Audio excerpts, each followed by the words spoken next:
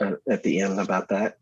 Okay, we'll go ahead and get started now, folks. And thank you once again for joining the program here. This will be the last purely virtual meeting that we're having for the program. And just wanted to say thank you to everybody for your participation along the way. And everyone's been fantastic through the program. You've been attentive, you've been here, and you've asked great questions and provided great suggestions for those areas where you're able to provide information. So we thank you for your participation here. And I'm really, well, Lisa and I are excited about the potential for this within your respective neighborhoods. And if you find that you need some additional assistance after this, let's have a separate conversation, with Lisa and I, and we'll see, how we can strategize with you going forward. This module is regarding emergency preparedness, and we are not necessarily focusing on this, on telling you how to do this as an individual.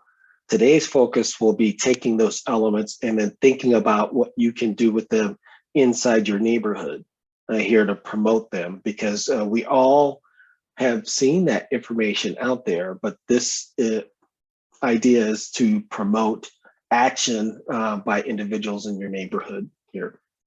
So I would be remiss if I didn't acknowledge the day today. So happy Star Wars Day to everybody, and may the 4th be with you. Sorry, couldn't resist that pun. And everybody loves Baby Yoda for the most part. Okay, the overview for today, we're going to talk about the Ready, Set, Go perspective or concept from a neighborhood ambassador's role, and then talk about different aspects within those to promote those ideas within your neighborhood. And then we have afterward more so program notes. So I want to talk to you about the courseware that we've had here in the videos, and something that we've done with sharing here, and then a program note on a particular item or piece of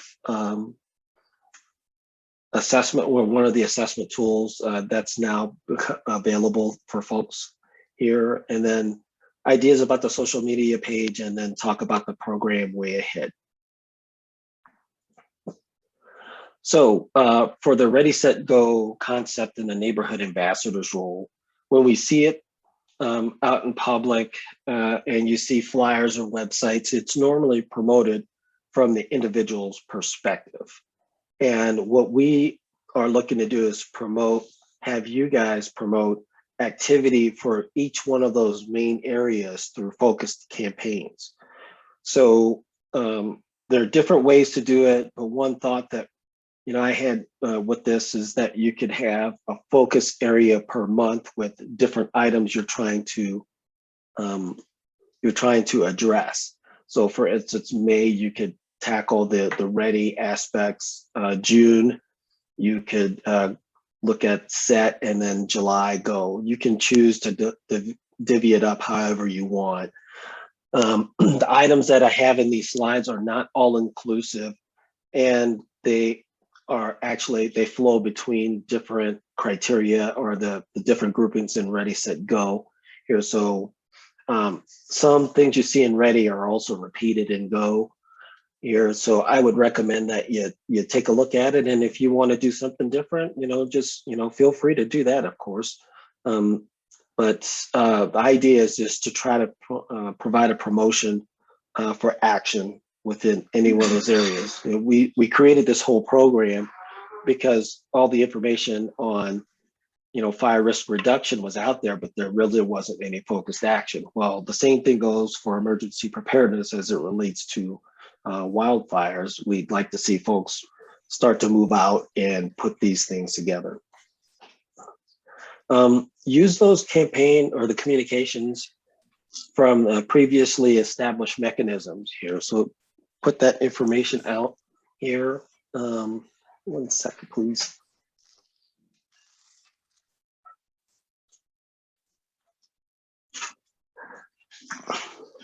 And use those mechanisms that you've already established in your neighborhood, like social media, email, signs, whatever you want with it.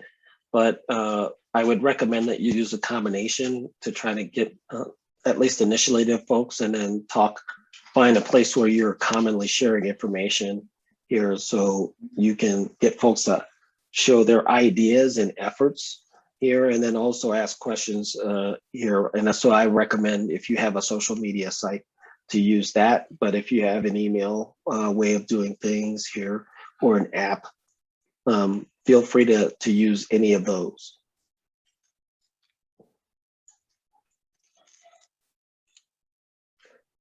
Right. There you go. So on the ready side here, one of the aspects we recommend pushing is neighborhood emergency communication methods. There are different ways of talking with each other here. We've kind of talked about some of these in the past. So like using the Nextdoor social media site, or folks have. I'll give you another. If you have second. If you have a lot of amateur radio folks in your neighborhood, then you can, get groups of folks together for that. And there are other things like phone apps that folks use to communicate messages out. Just a quick story. In 2016, my wife and I, my wife's a really strong animal rescue proponent, and we rescued a dog from actually Wyoming. And while we were here with the dog, my wife and I went out, but our daughter was still here. And the dog, she thought that the dog wouldn't be able to escape or figure out the doggy door. He'd been in testing for a long time. Well, he figured it out and he was out and he was gone, and we didn't have any fencing around the house. And so my wife started putting messages out via social media, and I call it the dog owners network. I have a different one, but people might get mad at me about that. But they have their own communication methods, and we found out that they had a social media application that they talked with each other. And while we were out looking for the dog, they were passing out the word via their social media app, and the word got out all over the area. And it was just amazing the number of folks are out there. So don't underestimate the communications methods that are out there in use in your neighborhoods already. Okay, so whatever method you choose, I recommend that two big recommendations. One, that you test it. If you're using a social media platform, then monthly, it's being used every day, so that's not as much of a test. But if you're looking at doing something like with an app on your phone, and you're not using that all the time, that you schedule a regular test with that and let folks know that you're going to do it. Also, you want to have a method that multiple persons can initiate messages on whatever network you're going to do. You don't want it to be a single point of failure. So if you do have an issue or an incident, that you're not without that communication method if you need it. Another idea for the ready area section is family disaster plans. Promote the planning of initial meetup and follow-on lodging areas. Many of us are still in the workplace, and if we're out and then we have kids or other family members that maybe at schools or other locations here, and if a fire occurs during the day and you're not at home, then you should have some form or some location for a meetup. And then you should have some idea of a follow-on lodging plan. If you have a friend in town that's away from a fire high hazard risk area, then you can make plans and have a discussion with them here along the way. But the idea with this is that you get your neighbors to start talking and thinking about that There was a concept a while ago with the El Paso County Commissioner to try to create these areas called lighthouses. So they would basically, the idea is that everybody would meet at this location at the start of an incident. Here's Matthew coming in. And so it was commonly understood, and folks would meet there, and then they could decide what they're going to do after that. So think about those, and there may be some opportunities to support businesses too, because some folks want to meet up initially at a place that has Wi-Fi, because communication becomes important during that time period. And some folks would like to go to like a coffee place or some area that has a social function aspect to it, so then they can meet and move on. Some decide that they will just meet at the Walmart parking lot too. So think about those things and try to promote folks to go out and get those disaster plans together for their families. Fire extinguishers. Many of us, yes, know about fire extinguishers, but very few of us have actually used them.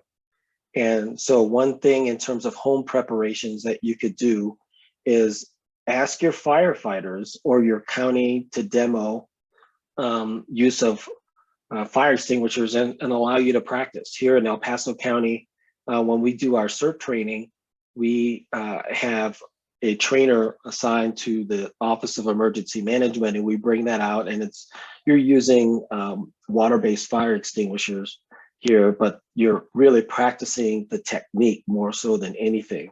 So see if you can get your firefighters to support you and do demos of fire extinguishers. If you have some old ones that are around, like old powder ones, and they're able to do a field thing and do it safely, that may be a pretty cool event for folks to do. So think about that and ask them. They might actually say yes. I know for the El Paso County OEM one associated with CERT, Lisa and I have worked with that in our OEM office. So the local folks here, we may be able to support you if you want to do that.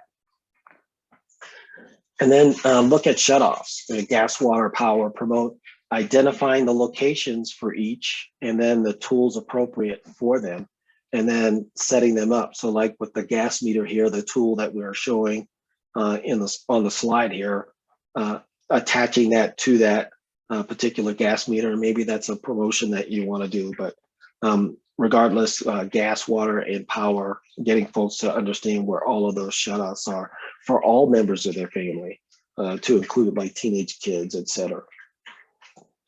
And also when it's appropriate to turn them back on, like for gas meters, you're not allowed to do that. That should be performed by someone from your service provider, not by yourself.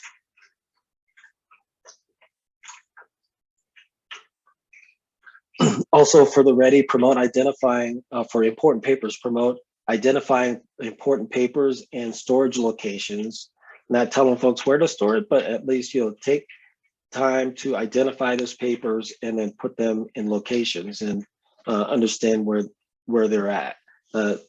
This is a huge peace of mind thing to let folks know that I can still take care of myself if we're going to do it. So there are many folks that are out there that have talked about this, but they've not done it. And then those of us who've done it, you still have to update it occasionally because you get a new policy or you refinance your mortgage, et cetera, et cetera.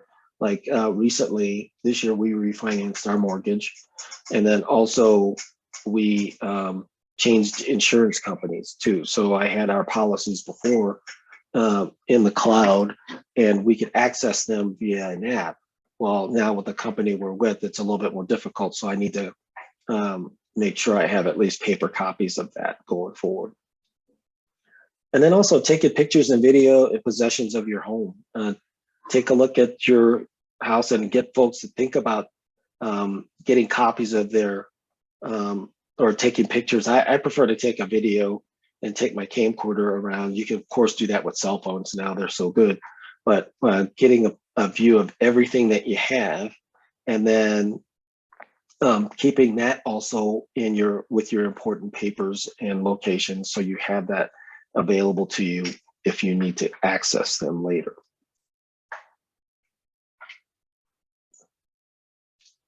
The set piece, monitoring fire status. So getting emergency notifications, promote folks signing up for the county emergency notifications, and then test it. You, in some of these systems, I know we can do it for ours.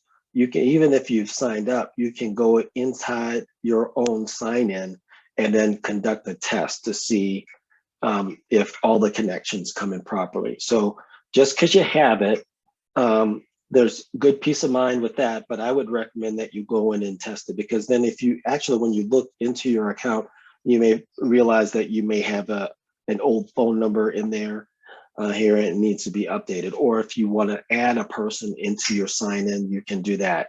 So one recommendation that I saw is that, you know, you have another family member that is evacuating and that lives out of the area. And if they're willing to be notified, then you could add them to your notifications list, and then they would know that you're evacuating. So that at least lets some member of your family out of the area know that there's a situation in your particular area. And then also promote download of TV station apps here. Sometimes they can get irritating with the number of messages, and I fully acknowledge that. But when those fires hit, they are a fantastic source of information. And if you don't want to sign up for their app, then you can also, if you are willing to go onto one of their social media pages like Facebook or Twitter, I know a lot of them post their latest actions on Twitter quite often. So that's a good idea. And I've used that as an emergency manager for the time from Waldo Canyon on, and I still use it today. Evacuation signs. This is a technique I don't see commonly advertised, you know, here on the civilian side, but when in the military, it was a big deal for us to do. So we were actually issued these for those that lived in the base housing areas, to let folks know, the first responders know that they're no longer in the house. So you basically have this on a sheet of paper or cardstock. Oh, the little dachshund's angry because he's trapped in here with me. So getting one of these signs here and printing them out. I've made PowerPoint slides here, and I'll include that here to send out for folks. And I put it on yellow cardstock here, but the slides will have a yellow background item here, and then also one that has a white background, and you can just print it on yellow cardstock instead of, you know, soaking up the ink from your printer. That could get expensive, but it's easier to buy the cardstock. But the idea is that whenever you leave, you take this to the inside of your window in a very visible place, so if the folks can see you from the street, see that you're no longer present. That's helpful to them and not have to do a house search.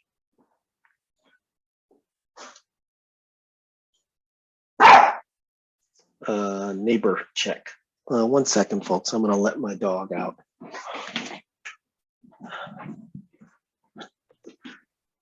While Andre's doing that, I'll just explain the document I put in the chat here called the EFAC toolkit. It goes back to a couple slides ago. They're teaching this in the CERT class now. It's a document that gives you homework of all sorts of numbers you might not have remembered to make copies of. And this is called the Emergency Financial First Aid Kit. So take a look at it and give it to yourself as homework and share it with your neighbors. Awesome. Thank you, Lisa. Another concept, now we'll move into the set area here. And one idea is to do neighbor checks. So establish a buddy system. If you have folks that you know that are neighbors that you can, that you have good relationships with, hopefully we're promoting that, but establishing a buddy system between a small number of neighbors so you can check up on each other. If there's something going on with your particular area, you can help keep them informed if they're not apprised, or like some folks are not social media friendly, but they may have a cell phone and can be texted. So you can work communications between a smaller number of folks internal to your neighborhood. I think it'd be great to have a buddy system for elderly or disabled persons in the neighborhood. So identifying those persons that will need help getting out or may need help. So it would be great to have that teamwork inside your neighborhood to be able to do that. Owners of large animals. There are some folks that may need assistance getting their animals out here. So they may, it would be great if you had groups of folks that could look over them. Hopefully, if those persons are away, that they have someone that's watching them that can, take care of them if there is a major evacuation, or in some instances, allow them to travel. So different concepts, and I don't want to get into it, but in essence, it would be good for having folks look out for aspects like having animals. And then neighbors who travel frequently or commute. So like if I go to Denver, it would be, I know my neighbors across the street can contact me and let me know that there's something going on. And my wife she works in Southern Denver many days as well. So it's nice to know that you have someone to back you up in case something occurs in your particular area of your neighborhood.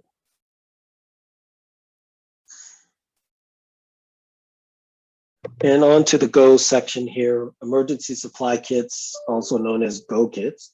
So we can promote assembly and ready storage here. So many folks will say, I can assemble that pretty quickly, but you'll find that some elements or some situations will drive you to evacuate really quickly. So it's nice to have, when you start to get into those situations where you're in red flag conditions, that you know that your kit is ready, and it's very specific to everyone. So I wouldn't say, everyone should do this type of kit. You should look at the different go kits that are out there and look at the elements that are there, but to promote folks to try to start assembling those and having them ready to go. And when I say emergency supply kits, I don't mean like taking the grandfather clock off the wall for you to go. But if you want to take that, don't let me stop you. So the idea is to get everybody more prepped and ready, and that includes animals too. So having sufficient amount of, I think most places you can get dog food, but many folks have pets that have medications here. So, we have that as well. So we're go in and out of cycle with that, and we struggle, with, keeping those meds as well. So if we have to go, we'll be challenged. We have to remember to take the ones that we have with us. And then lastly, the evacuation routes here, knowing what those primary and alternate routes are, and given the situation, having knowledge out there amongst the group of which roads are the safest to travel if you have to get out.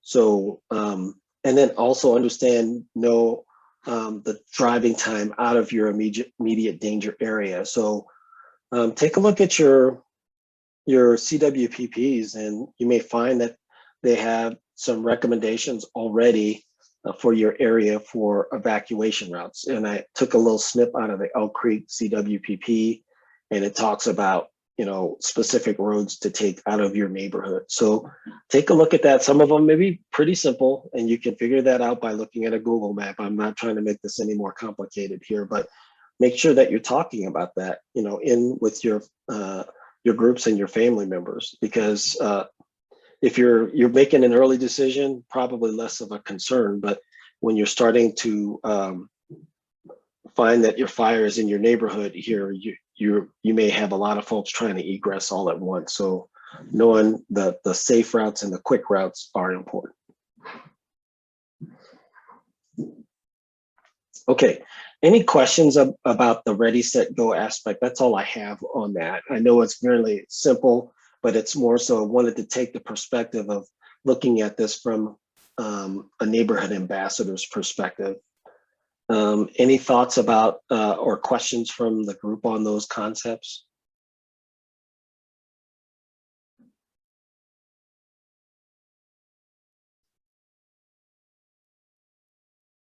Okay. All right. So from here, I have basically some additional information to pass on to folks. And the first is the course we're sharing for this program. We've taken all the course videos, slides, and support documents up until tonight, and then saved them to our Dropbox. And I did that this over the last week, but this afternoon, I sent links to those documents or access to those to all of you. So please check your email to see if you are able to access it. You'll see that it's, let me see if I can bring that over. Right.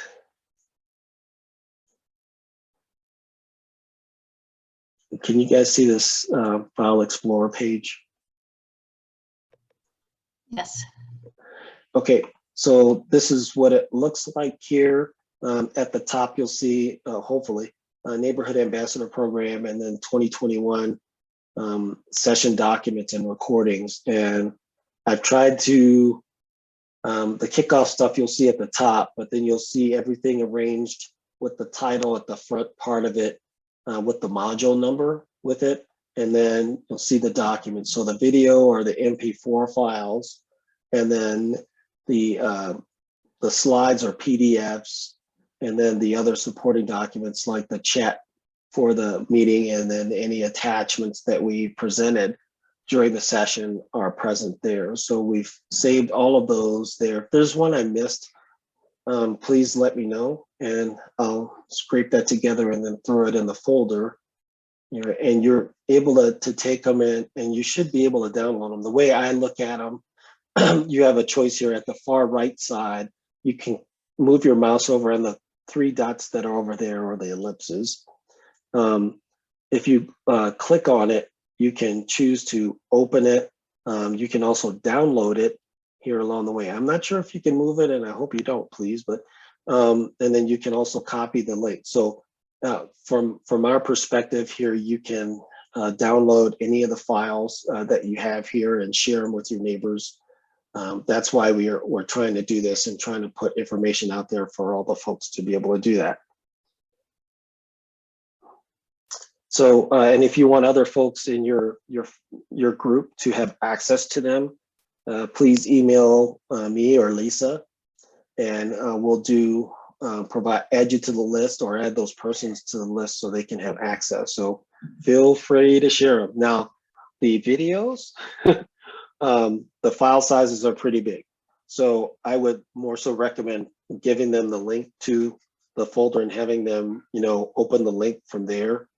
I haven't tested this out where we've had a large number of folks try to open the files at the same time, the same file at the same time.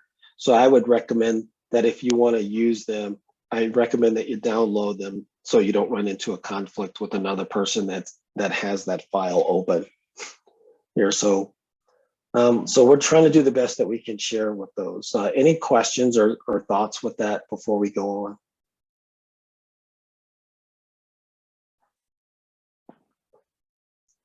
Okay.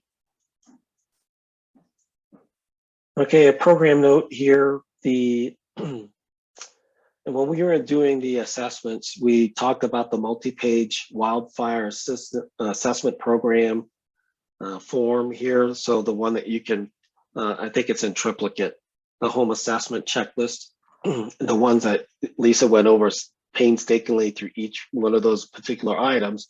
Well, the paper documents now that we saw, at least the ones in Bailey, I think Lisa had them down here also. Yeah, they're now available for ordering. So if you want to order them, please email Lori Shirley at the National Volunteer Fire Council. I forgot to put on the slides here, but they're available in packs of 25 each here. So let them know how many packs you'd like to have or total number, and they'll mail them to you directly. So please contact Lori Shirley and to get some of them here. And those should be, I've not seen a charge for them, so they should be free to you for your ordering.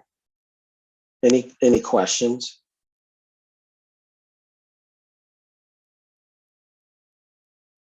Okay, all right. So on to the social media page ideas. And I've been calling through emails, and I apologize if I missed them. Any suggestions you provided. Here are the ideas that I have right now. And you can read them as well as I do, but I was kind of leaning towards Firewise neighborhood ambassadors here, but I'm not emotionally attached to any name.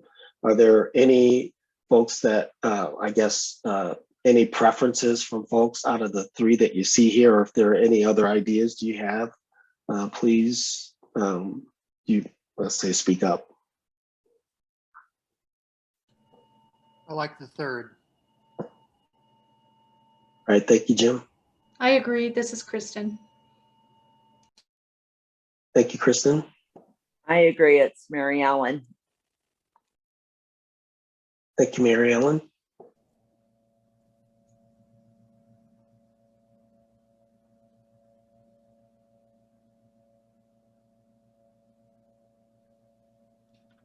I like Okay. number 2 with the word conservation. Let's see. Was that Matthew or Sandy? I have to see both mics open. I like That number was Kim. Sandy. Okay, Kim. Okay. I'm sorry, Sandy. What did you say? I like the number 3. Okay. All right. I'll give folks till put out one last call here, and we're leaning to 3 unless and I get a larger number. That's what we'll go with, and then I'll let folks know whenever we have the name and then we have it set up. But we'll move out on it, and I hope that you will start posting into it and your success stories. And it could be just a little thing here that you've decided to put out the announcement for your neighborhood meeting, but we really want to start to generate energy within the group here and let other folks see what we're doing here. And the hope is that at some point the word gets out on it, and then folks around the country can join in on it. But for us, it's a way to show progress, motivate each other, and share success stories or situations that you're undergoing here. So, and maybe, who knows, it could possibly be, if we encounter an incident, to share information that way.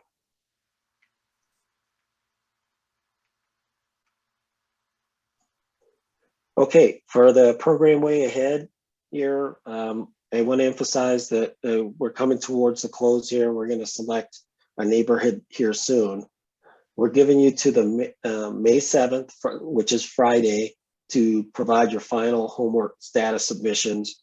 I recommend that everyone, even if you sent me information on it, on your status, I would prefer to have a summary here. I will still go through all the emails and try to pull them through. And some of you have sent me things more recently here, but I recommend that folks just resend what you sent me here by Friday. So we ensure that I have your information. I just would hate to miss something along the way here, and not have that consideration for all of your efforts here. So, so we'll close out the submissions on Friday, and then by Tuesday of next week, we'll make an announcement to everyone, and we'll send that out via email to everyone, so we have the information out to the group here.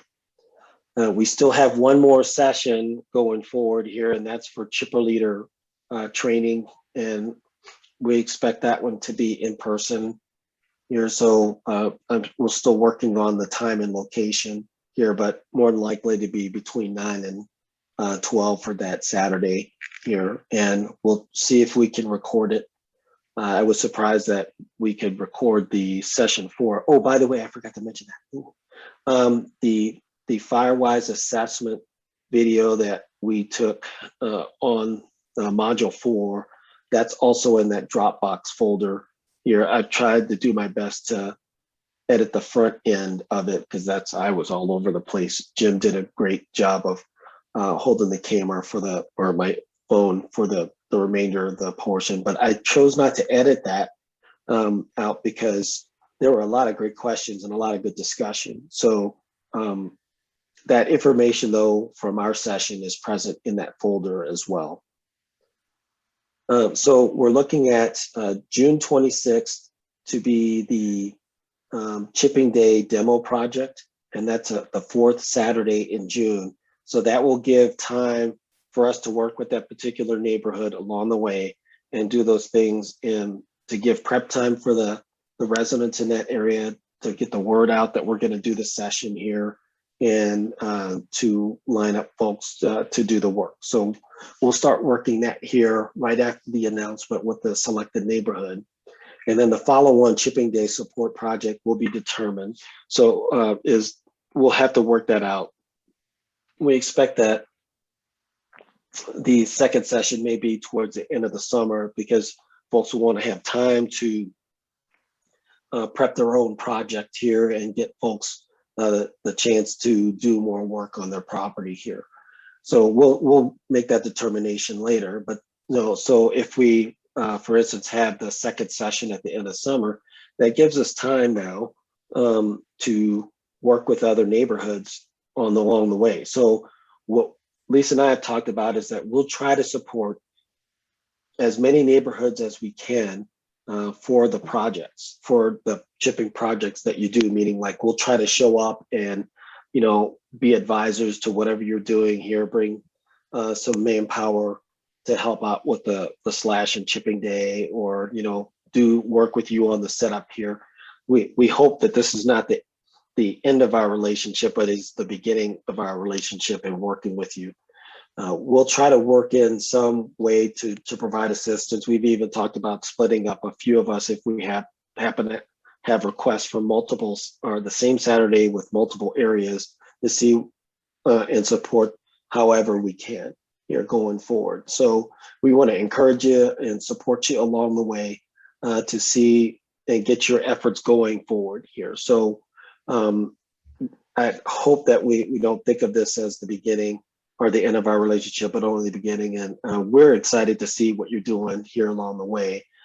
And just a reminder, once again, take pictures of your progress here along the way. Even, you know, the small projects that you're doing here, take pictures of that. Take pictures of you at your groups out working with each other here, and any social efforts that you're doing together here. So post all of that stuff here. So that's how you build energy in your neighborhoods and a feeling of togetherness when you have folks out there doing stuff with each other. Because if no one sees it, nobody understands it. You may hear the chipper, and that's there's goodness to that here. But, you know, folks seeing that work here kind of gets folks to want to be a part of it. And then we're still planning at the end of the season in October, or the first part of October, October 5th, to do an end of season review and celebration here. And the if we have to change the date for other reasons, we'll let folks know, but we'll try to do that and get the word out a month ahead of time so that you can plan your schedules around and hopefully attend it. Hopefully we can do this in person. And that's my hope, to be able to do that and have a slideshow presentation where we have folks get up and talk about their successes here and some of the great improvements that you're seeing in your neighborhoods. Or if there's small improvements, then those all should be celebrated, and then talk about your plans going forward. So with that, I'll open up the discussion here for questions or different points that folks may want to make. And I'll stop sharing. Andre, this is Kristen. So I wanted to revisit the question about liability and like liability waivers. So let me give you a little background. So we actually did a mitigation this past Saturday on a private residence, and we went underneath another organization in order to be covered by liability insurance. And so I was just curious how your group handles that. Like, do you guys have your own liability insurance besides having people sign waivers? And then also making sure that everyone who's on the chipping team is trained? And is that a big difference between, you know, or I'll just stop there. So how do you handle that? We have the liability waivers that we definitely have folks sign. We've not had to ever use a liability insurance policy as we're going along with this, and honestly, I've not looked into that, and so you can say that we should probably do that, but we strongly emphasize safety along the way. Accidents happen, we understand that, but for instance, the chipper operators, we only let certain people run the chipper. And we have lots of confidence with those folks because we know we've trained those folks, and most of them have been on the chipper for years. So we're confident in that. And then we're also confident in our safety protocols that we have. For instance, we're not letting everybody just throw stuff into the chipper here along the way. We try to keep a safety area in and around the front, or we'll call it the opening of the chipper, and only those chipper operators are in those areas. We also encourage people to wear PPE, and we bring it for folks to have. So we offer that to all the folks that we bring along, and then we encourage folks if they have their own special needs with that, like their own special preferences, that we do it. Oh, I forgot to mention that the chipper operators, we require them to wear chaps and the forestry helmet with the face guard with that. And then you can add on if you want to wear a dust mask if you want, and we additional eye protection with that. So we're more confident in the safety protocols that we've put in. And then we've also asked folks if we ask them to, and honestly, behave. If they, we have folks that are slash swingers here, or if they want things to go faster, that we give them some recognition that they need to be more cognizant. And we've actually asked, a person or two to leave the site because they were not wanting to play ball, if you will, play according to the safety protocols that we were putting into place. And so you don't have to get emotional about it. We just say, we appreciate your help, but we're asking you to leave the site. So that's what we have in place. Lisa, did I miss anything out of that? Well, the question was about the actual insurance. Do we have insurance through the church? Is that our liability insurance? I can't remember. I know we have insurance, but I have not checked into it related to injuries for us. And that's part of the liability that we tell folks when they're with the, bless you, when they're signing the waiver, that they understand that they're undertaking risk. And if they don't want to sign the waiver, they're free to not sign it, but we ask that they not participate in the session. And then the other thing is we have a separate waiver form for people under age, I think 14, and there are jobs for kids. They're nowhere near the chipper, depending on the kid, and if the parents are there or an adult is there, that they can use loppers sometimes, but mostly they do a great job of dragging slash. And that's such a intensive labor, and there's groups out there that have younger people who want to help, and it's nice to we have a separate waiver for them. If we're doing a project on a house, like a single property effort too, and there are chainsaws involved, then we have a whole different protocol with it. Well, one, where there are only certain people that we're allowing to run the chainsaw. And if the property owner wants to allow folks to do that here, that's perfectly fine. We'll tell them that you're free to let them do all the work you can on your house. We're not going to stop you, but we're going to cease and desist our work, and we'll go work somewhere else. here, because we're not going to encounter a safety concern based on chainsaws with that. And then also we have spotters here in for significant height trees. Then we make sure that we keep areas clear here, and then we only cut for those areas that will that the trees will be out of range. In essence, if we're felling the whole tree, it's away from any structures, power lines, or gas meters. And if they are within, you have a tree inside those, then we refuse to cut them. So we just another set of risk reduction for us. Thank you. That was really helpful. One of the issues we had was one of our members wanted to invite the public and allow them to bring power tools, which I was really against. That it should only, like you guys do, right? It's only the people you trust and you have a relationship with and you've done work with. So I appreciate that. Yeah, and they're free to operate from there. And you could not just necessarily leave the whole site, but you can say, we're clearing all of our folks from around wherever those people are working. So we just ask you to designate an area, let us know, and then we'll move away and we'll work in a different area. So who are we to tell folks that they can't have persons come in? But we've seen all sorts of cowboys come in with chainsaw, or like no chaps, no PPE. They're wearing shorts. Like I just can't be around that. I'm just sorry.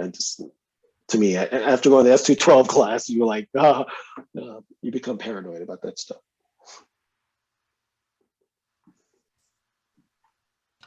Thanks. That was great. Right. Other questions? And by the way, our safety protocols we learned from a person that is experienced in the whole business, Byron Spinney with Hope Restored, and many of those different practices that we've put into place, we basically just adopted from him. We've added a few nuances to it, but for the most part, we've adopted his because he's got a great safety record. I came from a company that I worked with at the Air Force Academy at a high safety business practice here, so that's been drilled into me and from my time in the military too. Lucy, do you have a question? I do actually. It's unrelated, but I just wondered whether when you're doing all the kind of forest management and slash removal and cutting trees down and stuff like that, whether you run into an issue with increased amounts of weeds, noxious weeds, and you have to, and in particular with cheatgrass, since that can be a fire issue. I wondered whether that's something that you have also had to deal with as part of the overall program.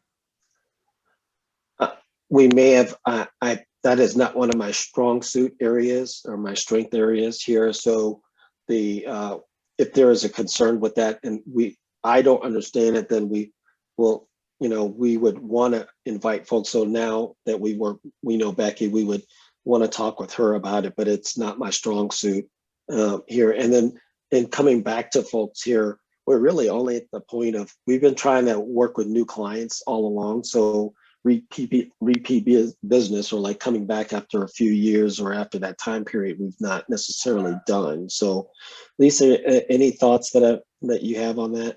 Well, yeah, like so much of the work we did was in the Black Forest burn scar.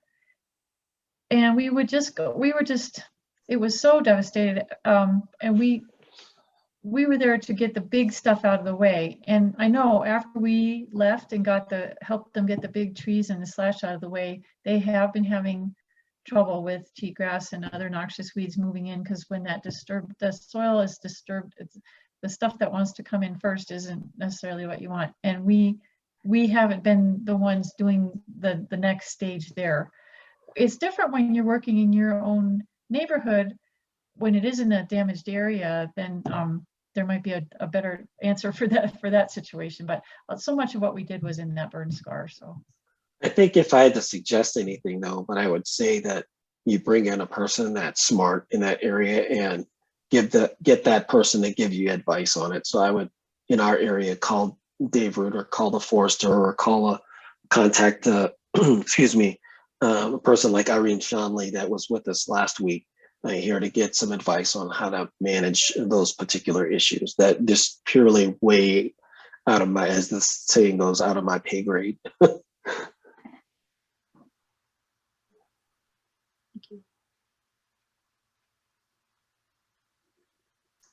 Okay, other questions?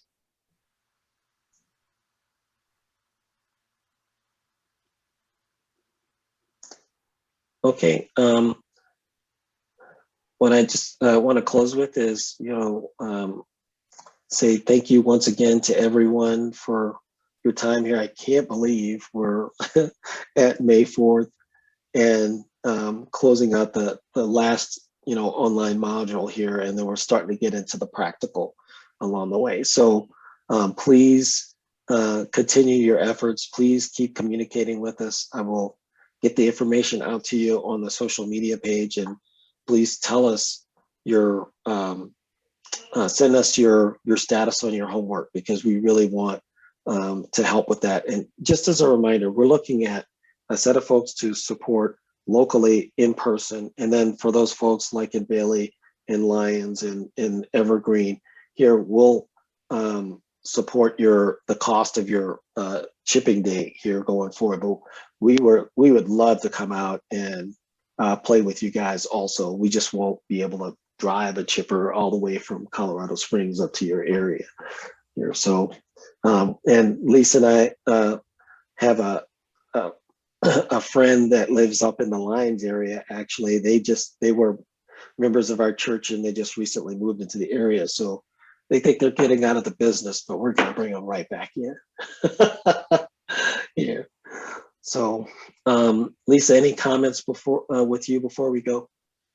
I hope you'll go back and, I hope the videos will be helpful to you in that folder. There's, our brains are all full. There was so much information there. You know so much more than when we started, and hopefully you can share those videos with other people.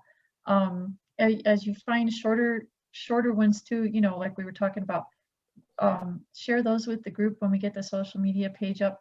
And the most important thing is just to keep getting the word out to more people. So thanks for being here. Also, before we go, Sandy, we'd like to have a discussion with you at a different time about how to talk about these types of concepts within the Mountain Sky Conference, and how we can promote things in our areas. And, we do a lot of things on the post-disaster type situation. And I think this is a great service type project or concept that we can bring to the United Methodist Church and other areas going forward. Sandy, you're on mute right now. Sorry. I said, Okay. Can you hear me? Mm-hmm. Okay, I said, I think you're going to be contacted by the conference. I've already put the bug in their ear. All right, that's awesome. I think Great. you're a valuable asset to our emergency team. So you've got some great thoughts and ideas that can be used conference-wide for 4 states and more. So thank you. Yep, happy to do that. Before we go, Ed, I see your item here. Please email a list of homework so we don't miss something. So I will do that and send that out to the distro with the video link here tonight and the evacuation side. So I'll include that with the email that goes out. All right, any last items? All right, folks. Well, thank you very much. Thank you so much for your participation, and good luck in your efforts going forward. And let's just keep the communication going and keep the work togetherness going. Yeah, we'll see you outside next time. Yeah. Take care. And everyone's clear to talk. This is Kristen. I want to just say really quickly, you guys did an incredibly awesome job. I'm so impressed. Thank you. Thank you very much. Thank you. Thank you, Kristen. That means a lot. Thank you. Really appreciate that. Thanks, everybody. Now, this is the first time we've done it this way, and it's just turned out so cool. So